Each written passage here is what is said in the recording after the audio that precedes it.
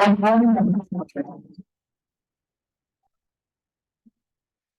everyone. I think I got your attention though.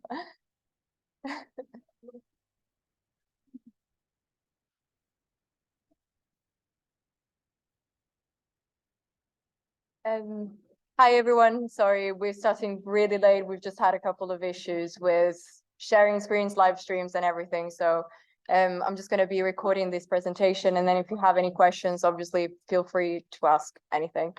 I'm Sarah. I am from Exotopic. I did a bit of background on myself. I was at the University of Sheffield. I was part of Sunride, more specifically Sunfire. And yeah, I graduated last year and now I'm working with Exotopic. So I'm part of the organization team of Mach-23. Here in the room, we also have one of the mentors, who is Chris. He is the RSO, so he's going to help us out a lot. Okay, so as concerns Mach-23, this year it is going to be at the end of June, so from the 28th of June until the 2nd of July. So the reason why the Mach-Series exists, as I'm assuming some of you are aware, because I think the majority of you guys have already been part of Mach, is because we want to give an opportunity to students to develop their hands-on skills, but also other skills like team building, and also giving them a chance to increase their network. And another thing is outreach activities are included in the Mach competition as well. So it is organized by DS UK, which is a joint venture between Exotopic and Mach, which is the Machrihanish Airbase community company. And obviously it's supported by UKSEDS. So it started off in 2021 with Mach-21. Some of you guys have been part of it. So 11 teams participated. There were 11 launches that were successful, and there were networking opportunities during it. Then following year 5-day event, 70 students were part of it, and it had great success. So the difference between Mach-21 and Mach-22 is that Mach-21 started off only as a CanSat competition, while in Mach-22, people could be part of the competition with their rockets as well. As concerns this year, what we're doing is another 5 days launch event. For now, well, we've literally closed registration last night, and we have 15 teams that registered for it. And there's going to be a space skills conference, but also a lot of outreach activities and the support of the RSOs. So this year, it started off only as the launch and CanSat competition, but then we've recently decided to open the CanSat competition as well, because there were some unis that asked to compete with a CanSat. So what we are doing is the launch and CanSat competition is going to be divided into categories. So for the first one, it corresponds to a UKRA level of 1. So the maximum, the apogee is 1.5 kilometers, while for category 2, which corresponds to UKRA level 2, the apogee is 3 kilometers. So all the teams have to use COTS solid motors. And if you have any other questions, by the way, more like technical related questions, we can open the document with the guidelines as well and go through them, and obviously ask the mentor right here. For the CanSat, the requirements didn't change from last year, as in it's still, I didn't write it on the slide, so apologies for that, but the weight should be 1 kilogram. And well, it says 900 grams here, I'm sorry. The dimensions are these ones, as they're written here. The thing that's important about the CanSat for this year, both for the CanSat and launch vehicle categories and this one, is that we want it to be somehow related to sustainability. So totally up to you how you want to deal with that, but it has to be sustainable. Yeah, and obviously it has to include altitude measurements and GPS. So this is the timeline that we have. So we've opened registrations at the beginning of October. We closed them yesterday. We are going to send out an email with more information next week. And so the first deadline is for the preliminary design review, which is going to be in January, at the end of January. Then the second one is going to be in March, and that is the critical design review. And then the third one, which is the flight readiness review, is going to be in May, and then eventually there's going to be the launch event. One thing is, I know that some of the deadlines sort of clash with exam periods. So we also wanted to find a solution with that, because obviously we don't want you guys to be super busy with both exams and Mac. So we will find a solution about that. We are more than willing to move the deadlines depending on the exam. So no worries about that. Yeah, so this is just brief explanation of what the design review stages are. So for the preliminary design review, we want to know, we would like to know how the project management is going to be, the design concept. We also don't expect you guys to have a finalized version of what you're going to launch at this stage, but it has definitely to be you know, an idea of what is going to happen. And most importantly, in the preliminary design review, when you talk about the payload, we want to know if it is going to be a UAV or not. Then, yeah, we want to have the design baseline and the manufacturing plan as well, so that when you're dealing with the critical design review, so the next stage, you just have to, well, we're going to give you feedback, and then based on that, the critical design review will literally be that. Then the other thing, the flight readiness review, this is basically a design review that we're doing pre-launch, just to make sure that everything is going to work properly and that no harm is going to happen or anything like that. So as concerns the services that we are going to give you, you can see them here. You can find them on the guidelines as well. This is all information that you can find on the guidelines on the website. But to make it short, one thing that we really have to clarify is that we do not provide launch insurance, as in the launch insurance as explained in the guidelines, you get it if you have, correct me if I'm wrong, UKRA membership or BMFA membership. Yeah. Sorry about that. Yeah, and also we don't cover the travel tour from Glasgow. We do cover the travel from Glasgow to Machrihanish, which is where the event is going to happen. The components for your CanSats and launch vehicles are not covered by us, and well, the entry fee. By the way, this is the fee. These are the fees for this year. So the standard entry. So the thing is, this year we really wanted to have more teams and more people being part of it. So what we decided to do is that we've opened the camping site. So if you want to go for the camping site, you go for the standard entry, which is £600. And then if you want to have the accommodation as well, since there is one available in Machrihanish, I'm going to talk about it in a sec. It is going to be £100 per person, but it's for the 4 nights. So it should be £25 per night per person. So the airbase, it is one of the spaceports in the UK, and to be honest with you, I haven't been to Machrihanish yet, but the good thing is it is being used quite a lot, and we're trying to use it even more with like these events. And there is an accommodation because it used to be part of it used to be a military airbase. So there is an accommodation for students, but the space is really limited. And yeah, it's for 79 participants, but they are individual rooms. Yeah, it is also on site, so you don't really have to travel because everything's there. Yeah, the other thing is, as part of the scoring as well, there are going to be outreach activities. So one of the things that we'd like teams to do is to sort of write down a sort of report about the competition and the event, and also sort of write down what they've learned from the experience, so that we could upload it on the website, so that future teams, but in general, people could use it. And you know, you're basically literally teaching other people how to do rocketry. So that this was the idea. I think this is it, yeah, for the organization of Mac. So if you have any questions, just let me know. I can actually open the guidelines and I can show you how the scoring is going to be done, if that works for you guys. I'm just, yep, there you go. So there is a percentage for the team reflection and future work, which is part of the outreach activity as well. Do you have a question? Is this finalized? Yeah, exactly. It is still changing, as in one of the things that we are probably going to change is the deadlines. because I told you it's based on the exams.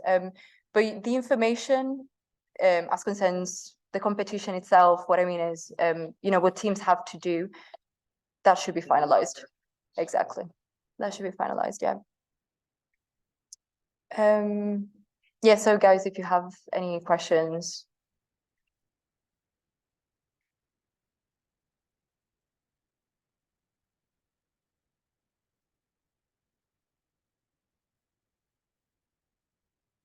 Do you have any questions?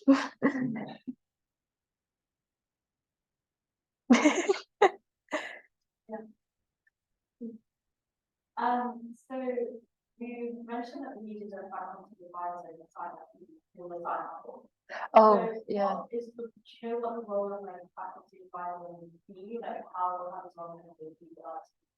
My God, I'm sorry. I haven't, we have literally just closed registration, so I haven't looked at that yet. Yeah. Which university is it? Durham. Okay, cool. Yeah. I'll get back to you then, if that's okay. Thank you. Do you have anything that looks like on safety? On safety. How about safety? That's all. Actually, Chris. That's the point of the three, sort of three presentations of the just to make sure that Chris, we had received some questions as concerns the altimeter and how to have it approved. Because there are some teams that have their own altimeter. So like, could you just explain how that works? Question is it something you wanted to use? We did as we bought it off the shelf now. Yes. You have to verify. But it was the requirement in the document that you have to have a UKSEDS certified altimeter. Yeah. So just basically it's if you're within the UK rules, if you want to verify how to attend or use your own development well, volumes, have to go with the SCT. Is we showed functionally the 10 points as a backup to a cost. We can take a while. Yes.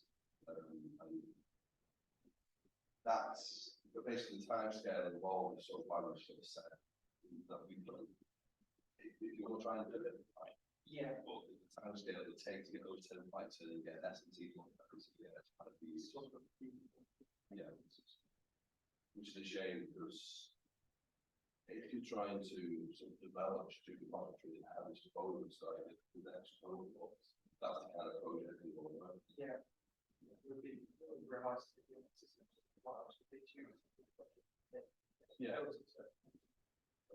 Like we'll use the yeah, once you sort of go through that project, you know, unfortunately you don't have to use it. Yeah.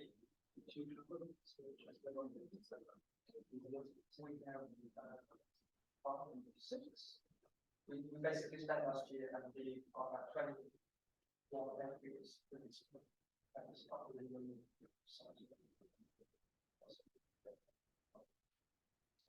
We've got a bunch of you guys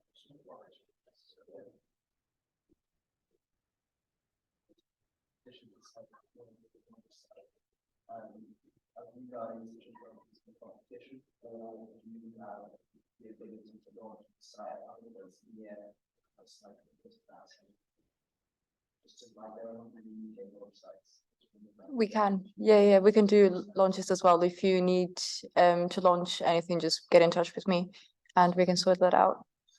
So, launch site altitude. I can't hear you. The launch site altitude, isn't it? Yeah. The launch site altitude.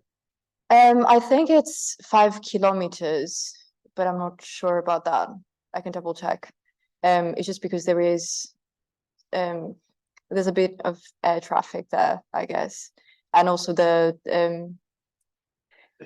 people live very close to the area.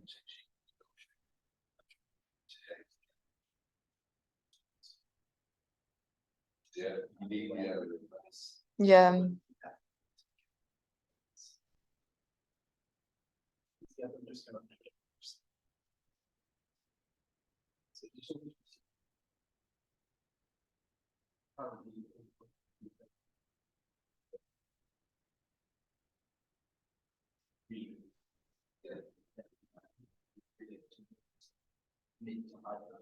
Which is just not really possible until it's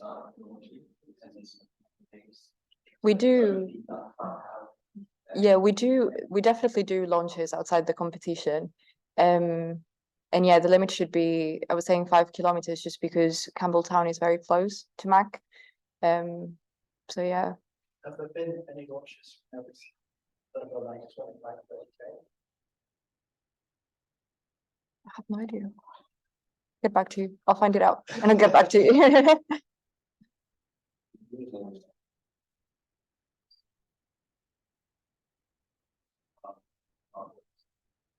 One of the others. No, it's just. Has the drip requirements changed? That was still required.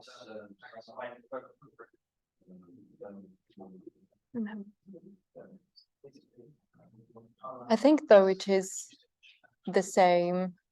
I think it is the same just because of the sea. Yeah. Exactly, yeah. Yeah, I think it stayed the same. Yeah, I remember having a call with Chris. Yeah.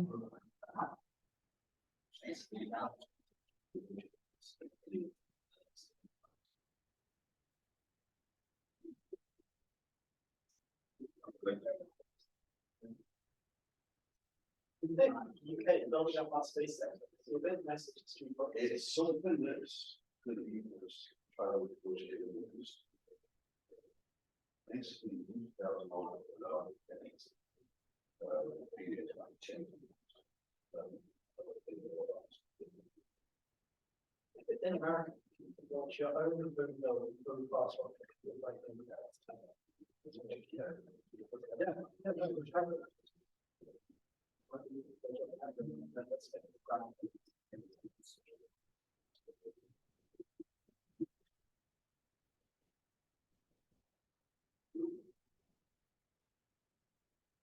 Oh. No more question, I guess.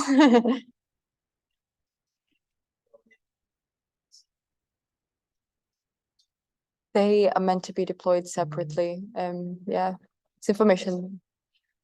Yeah. how's the CanSat measured?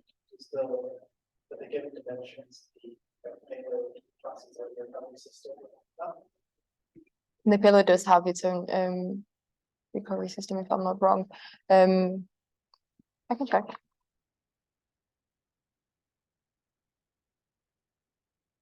Yeah.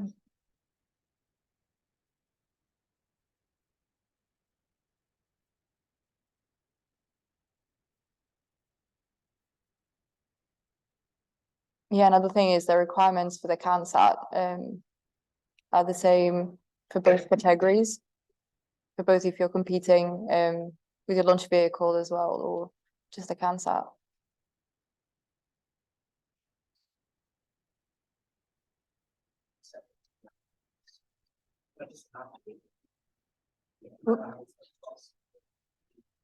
Yeah, let me just show you.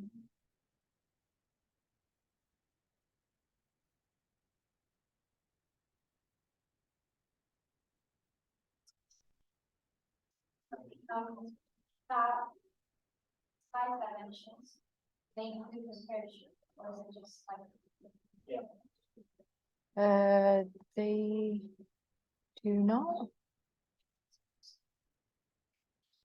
Yeah, they do not. I didn't really honestly think about that. So yeah.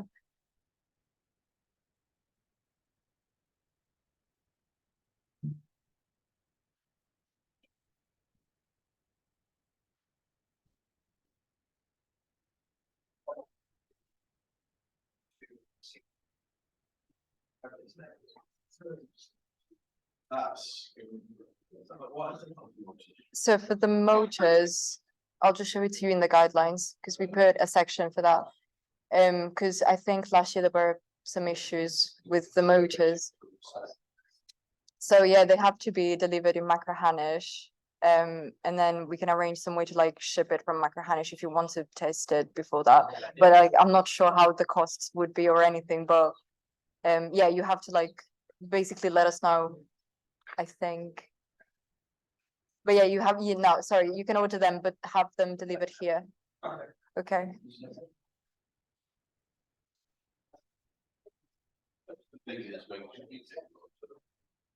So, yeah, I was thinking of design the next 18 weeks.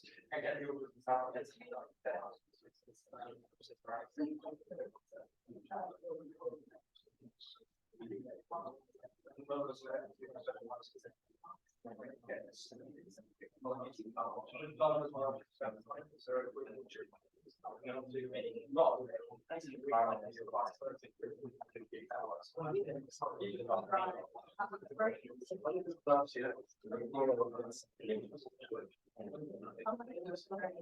I see it.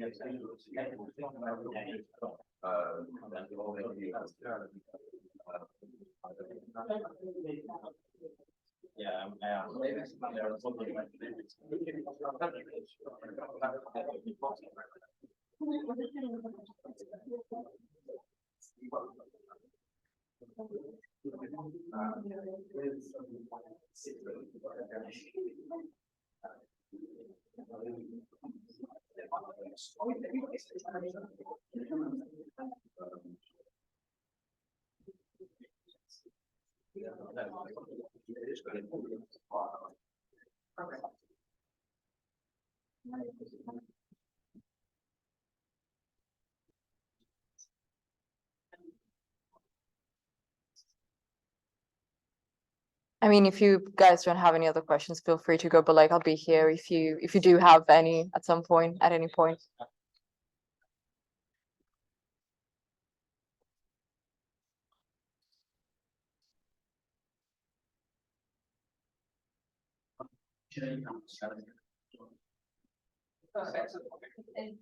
We do consultancy. Yeah, we do a lot of things actually. But yeah.